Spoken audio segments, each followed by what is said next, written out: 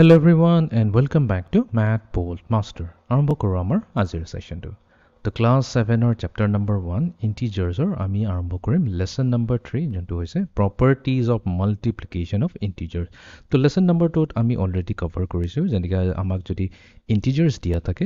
দুটা positive integers হ'ব পাৰে দুটাৰ ভিতৰত এটা positive আৰু এটা negative হ'ব বা যদি দুইটাই negative হ'ব তো ইহঁতৰ আনসাৰবোৰ কেনেকা উলিয়া হেতু আমি already শিকিয়ে থৈছো আমি lesson number 2 এই লেসন নম্বৰ 3 টা আমি কি কৰিম প্ৰপাৰ্টিজ বোৰক আমি অলপ ডিটেইলছত বুজিবলৈ চেষ্টা কৰিম তাৰ মানে মাল্টিপ্লিকেশন কৰাৰ সময়ত আমি কি প্ৰপাৰ্টিজ ফলো কৰো যেনেকৈ কমিউটেটিভ ল অফ মাল্টিপ্লিকেশন আছে এছ'চিয়েটিভ ল অফ মাল্টিপ্লিকেশন আছে এনেকৈ বহুত কিছুমান প্ৰপাৰ্টিজ আছে যিবোৰক আমি আৰু এটা আছে বহুত ইম্পৰ্টেন্ট ডিস্ট্ৰিবিউটিভ প্ৰপাৰ্টি এইটো অলৰেডি আমি কভাৰ কৰিছিলো অলপকৈ But still, আমি আৰু ডিটেইলছত কভাৰ কৰিম So let us begin তো আজি আমাৰ প্ৰথম ভিডিও সেশনটো হ'ব properties of multiplication So if you look at each of these 4 by 6 grids, it's pretty clear that there's 24 of these green circle things in each of them. But what I want to show you is that you can get to 24 as the product of 3 numbers in multiple different ways. And it actually doesn't matter which products you take first or what order you actually do them in. So let's এই প্ৰবলেমটো কি কৈছে আমাক এনেকৈ সৰু সৰু green কালাৰৰ বলছ দি আছে ঠিক আছে এইটো গ্ৰুপত আমাৰ কি আছে টোটাল 24 টা গ্ৰীন বলছ আছে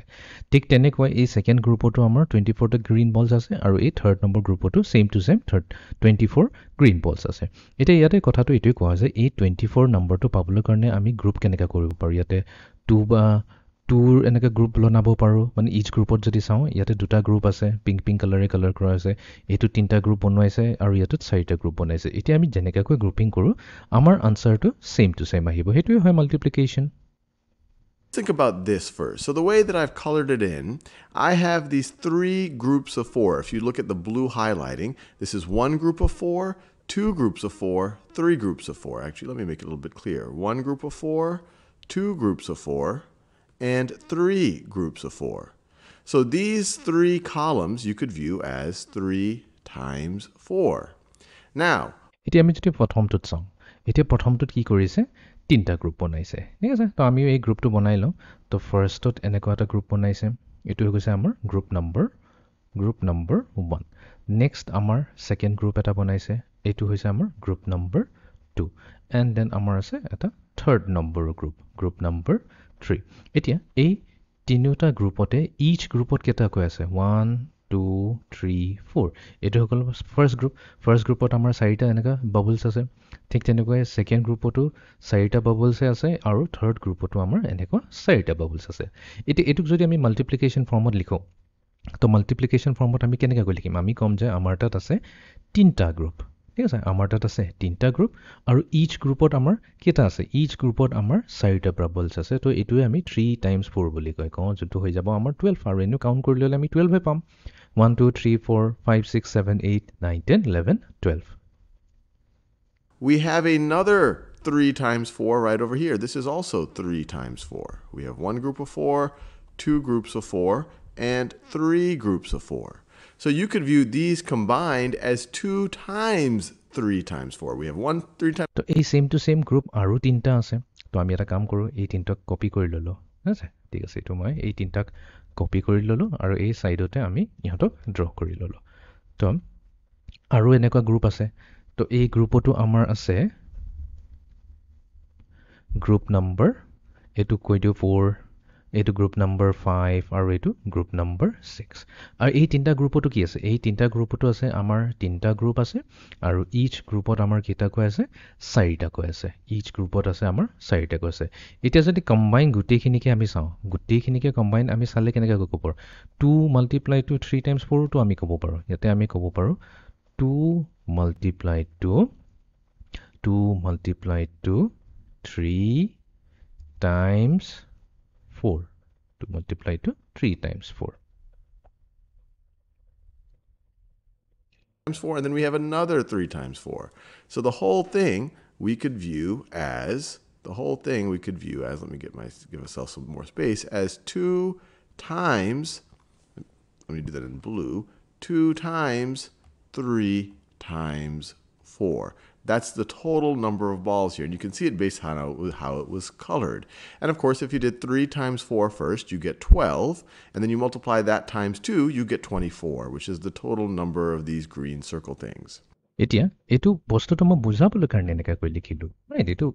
আমি মাল্টিপ্লিকেশ্যন একচুৱেলি কি কওঁ আমি গ্ৰুপিং কৰি আছোঁ সেইটোকে মই ইয়াতে বুজাবলৈ কাৰণে এনেকৈ কৈ লিখিলোঁ এতিয়া একচুৱেল কিমান ভেলু হয় সেইটো চাবলৈ কাৰণে আমি ভেৰি চিম্পলি কেলকুলেট কৰিব পাৰোঁ 3 × 4 হৈ যায় আমাৰ 12 ৰাইট এই ভিতৰৰ এইখিনি হৈ যাব আমাৰ 12 থাকি গ'ল বাহিৰত 2 × 12 এতিয়া 2 × 12 কিমান হৈ যায় 2 টাইমছ হৈ যায় আমাৰ ইকুৱেলছ টু 24 তো আমি যদি কাউণ্ট কৰোঁ টোটেল আমাৰ 24টা বলছে থাকিব বাট আমি এইটো কি কৰিলোঁ বস্তুটো ইজিলি বুজিবলৈ কাৰণে প্ৰথমতে আমি 3টা গ্ৰুপ বনালোঁ ইচ গ্ৰুপত আমি 4টা ল'লোঁ সেইকাৰণে আমি ক'লোঁ 3 × 4 ছেইম তেনেকুৱাকৈ আৰু 3টা গ্ৰুপ বনালোঁ ইচ গ্ৰুপত আমাৰ 4টাকৈ থকাৰ কাৰণে 3 × 4 ক'লোঁ আৰু যিহেতু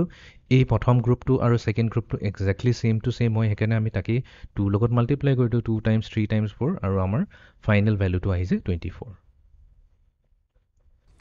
And I encourage you now to look at these other two, pause the video, and think about what these would be the product of. First looking at the blue grouping, then looking at the purple grouping in the same way that we did right over here, and verify that the product still equals 24. এতিয়া আমাক second এক্সাম্পলটো দিছে তো second এক্সাম্পলত আমি এটা কাম কৰোঁ আমি নিজাকৈ আমি ইয়াতে গ্ৰুপিং কৰি লওঁ তো আমাৰ ইয়াতে আছে এইবাৰ 3টা গ্ৰুপ আছে ঠিক আছে তো আমি কি কৰিম ইয়াতে 3টা গ্ৰুপ বনাই ল'লোঁ এইটো হৈ গ'ল আমাৰ ফাৰ্ষ্ট গ্ৰুপ এইটো হৈ গ'ল আমাৰ ছেকেণ্ড গ্ৰুপ আৰু এইটো হৈ গ'ল আমাৰ থাৰ্ড গ্ৰুপ ঠিক আছে এইটো চবতকৈ ডাঙৰ গ্ৰুপ হয় ইচ গ্ৰুপৰ ভিতৰত আছে আমাৰ এটা দুটা 3টা 4টা ঠিক তেনেকৈ ইয়াতে আছে 5টা 6টা 7টা 8টা 1 2 3 4 5 6 7 8 1 2 3 4 5 6 7 8 ইয়াতে কিন্তু ব্লু কালাৰৰ গ্ৰুপিং আছে ব্লু কালাৰৰ গ্ৰুপিং মানে কি হৈ গ'ল এইটো 4টা বাবল লৈ পেলাই এটা গ্ৰুপ বনালে তাৰপিছত তলত 4টা লৈ পেলাই এটা গ্ৰুপ বনালে এই 4টা লৈ পেলাই এটা গ্ৰুপ বনালে এই 4টা লৈ পেলাই এটা গ্ৰুপ বনাইছে তাৰপিছত এই 4টাৰে এটা গ্ৰুপ আৰু এই 4টাৰে গ্ৰুপ তো গ্ৰুপৰ ভিতৰতো গ্ৰুপিং হৈ আছে এতিয়া যদি আমি এই দুটাক চাম এই দুটা চালে আমাৰ কি হৈ যায় আমাৰ তাত আছে দুটা গ্ৰুপ ঠিক আছে দুটা গ্ৰুপ আছে আৰু ইচ গ্ৰুপত আমাৰ কেইটাকৈ আছে ইচ গ্ৰুপত আমাৰ আছে 4টাকৈ বলছ আছে তো সেইকাৰণে 2 × 4 লিখিলোঁ তো ফাৰ্ষ্ট ওপৰটোৰ কাৰণে হৈ গ'ল আমাৰ 4টা বলছ আৰু তলৰটোৰ কাৰণে 4টা বলছ সেইকাৰণে 2 × 4 হৈ গ'ল অ'কে ঠিক তেনেকৈ এই বস্তুটো ছেইম আমি ইয়াতো ক'ব পাৰিম আমাৰ তাত আছে দুটা গ্ৰুপ আৰু ইচ গ্ৰুপত আছে আমাৰ 4টাকৈ বাবলছ আছে বা 4টাকৈ বলছ আছে ছেইম টু ছেইম আমাৰ থাৰ্ড গ্ৰুপৰ কেছতো আহি যায় থাৰ্ড গ্ৰুপৰ ভিতৰত আছে দুটা গ্ৰুপ আৰু ইচ গ্ৰুপত আছে আমাৰ 4টাকৈ বলছ এতিয়া এই বস্তুটো কিমান হৈ আছে 2 × 4 2 × 4 2 × 4 এই গোটেইটো এবাৰ 3টা গ্ৰুপ আছে তো আমি এনেকৈ বাৰে বাৰে নিলিখি পেলাই একচুৱেলি এইটো কি হৈছে আমি কম্বাইনহে কৰিব লাগে 2 × 4 + 2 × 4 + 2 × 4 এইটোকে নিলিখি পেলাই তো আমি এনেকৈ লিখিব পাৰোঁ 3 × 2 2 × 4 3 × 2 2 × 4 ঠিক আছে এইটো আমি এনেকৈ লিখিলোঁ আৰু এইটো যদি আমি চেক কৰোঁ আমাৰ আনচাৰ কি আহিব ইকুৱেলছ টু 24 আহিব চাই লওঁ তথাপিও আমি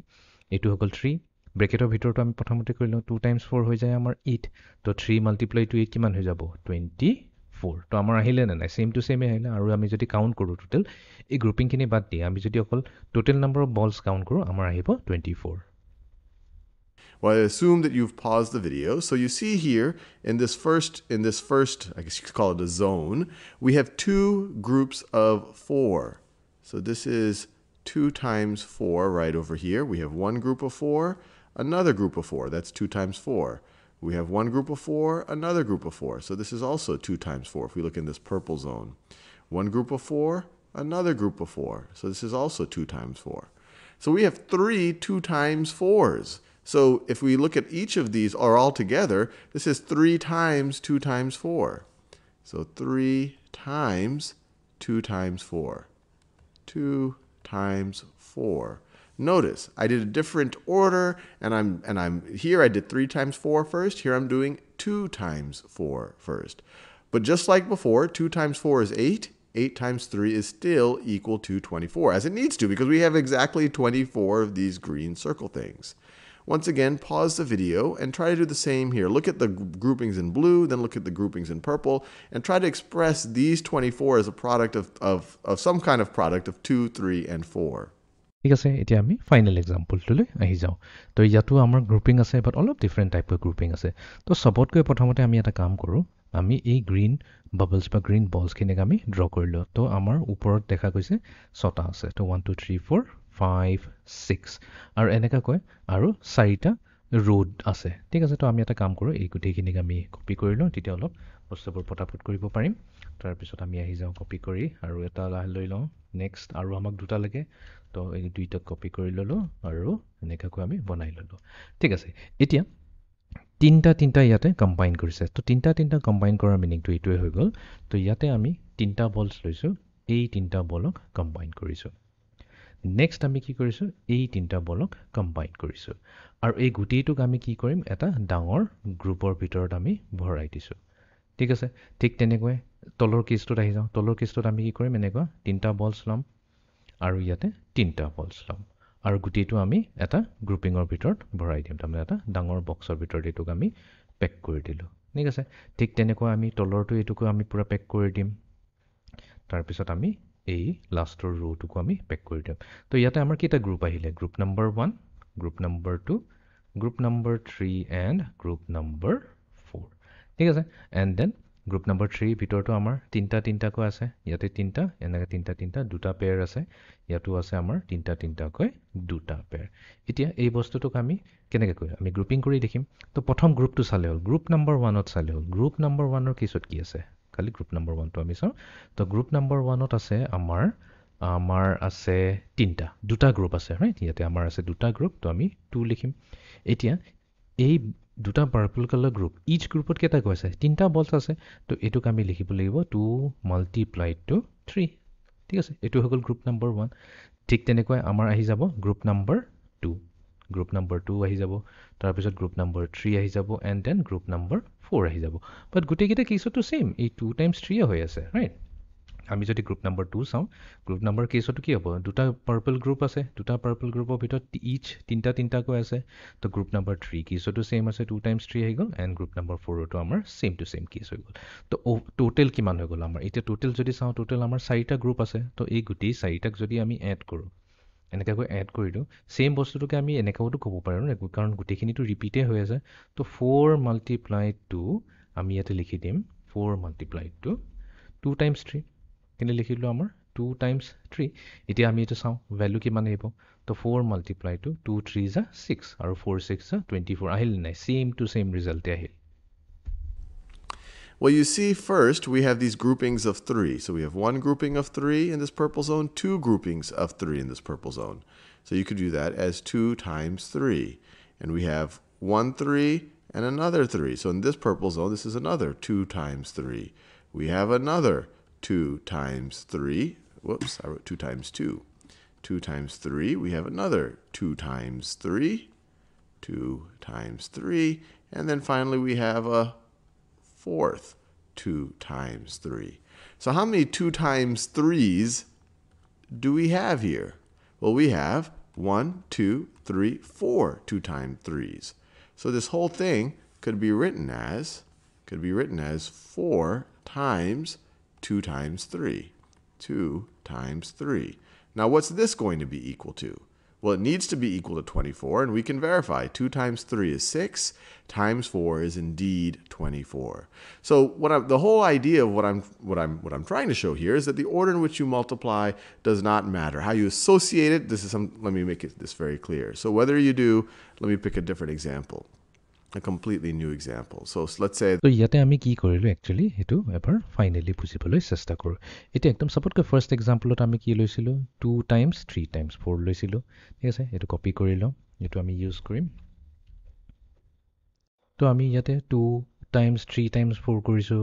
তলত কৰিছো 3 টাইমছ 2 টাইমছ 4 তাৰপিছত কৰিছো 4 টাইমছ 2 টাইমছ 3 এতিয়া এই তিনিটা এক্সাম্পলতে অবিয়াসলি এনেকাকৈ যদি আমি নাম্বাৰ কেইটা চাওঁ তো ইয়াতে তো লাগিব কিন্তু কি নকৰিছে এটো খালি জাম্বল আপ কৰি পেলাই লিখা হৈছে বাট যেতিয়া আমি এক্সাম্পলটো চাইছিলো স্পেসিফিক্যালি তেতিয়া আমি বুজি পাইছিলো যে ইয়াতে এটা গ্ৰুপ হৈ আছে আৰু ইচ গ্ৰুপত আমাৰ কেইটাকৈ বাবলছ আছে আমি হেইটো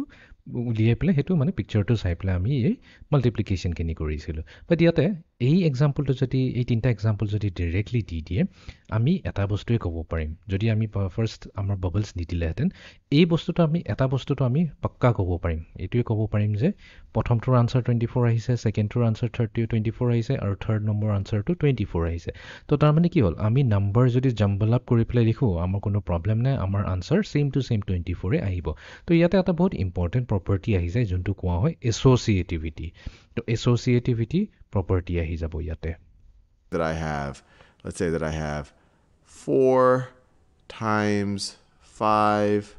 times 6. You can do this multiplication in multiple ways. You could do 4 times 5 first, or you could do 4 times